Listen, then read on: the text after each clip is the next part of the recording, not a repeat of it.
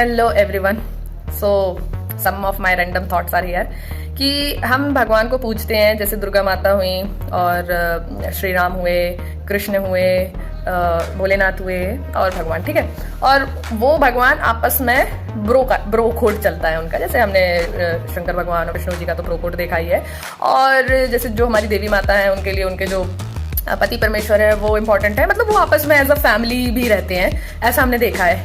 But क्या वो एक ऊपर अपने से ऊपर किसी शक्ति या फिर आई वुड से उनके लिए कौन भगवान है, ठीक है। उनकी फैमिली या जो लोगों को, मतलब जो भगवान को आपस में मैंने भी बताया, वो तो आपस में उनकी है बढ़िया बॉन्डिंग, उनको ही वो एज अ भगवान मानते हैं। बट क्या वो लिटरली किसी और को भी अपना भगवान मानते हैं?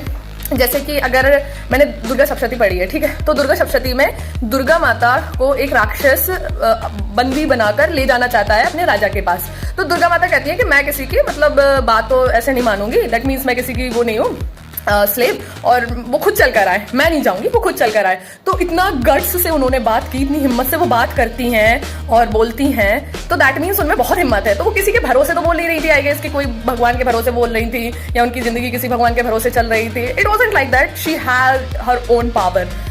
तो अगर मैं कहूँ कि वो किसी भगवान के भरोसे नहीं बोल रही थी, दैट मीन्स वो किसी ऐसे भगवान को बहुत नहीं मानती होंगी, वो अपने आप को ज्यादा मानती होंगी, ठीक।